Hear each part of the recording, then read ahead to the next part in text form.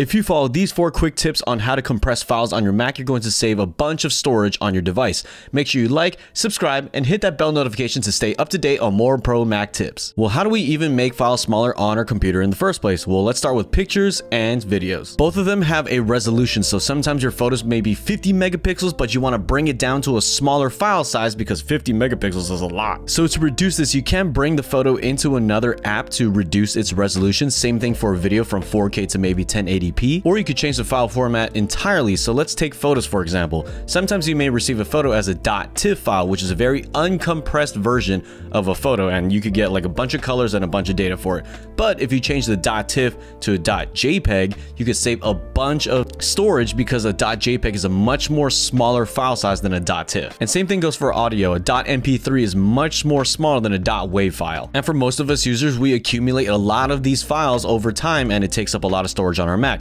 So a quick question for you: what type of files take up the most space on your Mac? Comment down below. We would love to know. All right, the first thing for today is to reduce the PDF file. I'm gonna right click a PDF file, go to open with, and go to preview. All right, so now I have my PDF file pulled up. I'm gonna go to file, go to export, go to Quartz filter, and then to reduce file size. We're going to rename our file as compressed just to differentiate the files, and then click save. So now that we have our first way taken care of, you might be wondering how this is going to save a bunch of space on our computer when there's already a lot of junk pre-existing. Well, let's get into that real quick with an app called CleanMyMac X. So with this program, I'm going to go to the system junk module, run a quick scan, go to review details, select all, clean, and just like that, we cleaned up a lot of junk, but we're not done yet. Let's go to large and old files in the bottom left corner, run a quick scan. And I really love this module because it categorizes all of my big files from the kind of file, the size of it, and even the last time I accessed them. Once I've selected the files I want to delete, click remove, and in one click we cleared off so much junk off of our computer. I highly recommend CleanMyMac X as a program for you,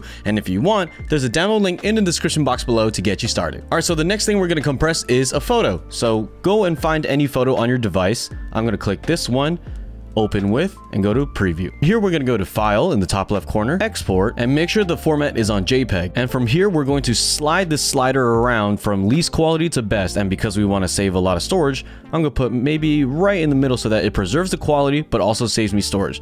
Now the file size is 551 kilobytes, which is extremely small. And again, let's rename this so that we know that it's a compressed version, and click save. The third thing we'll compress today is a video, and we have a bunch of those for sure. We're going to do the same thing, right click, open with, QuickTime, and from here you will go to file again, export as, and you have a bunch of resolutions that you could export in. I'm gonna select 720p because it's still a little bit high definition. It'll look fine on your phone, but it will save us a bunch of storage. Let's make sure we rename it as 720p so that we know, and click save. The last thing we'll compress today is a Word document through Pages. Now, after you open up your Pages document, go to File, then Reduce File Size, and you can copy my settings right here and then reduce a copy. And make sure you rename this file and click Save. So those are the ways that you can compress files on your Mac to save storage. And if you want more tips, you could click this video right here for more on that.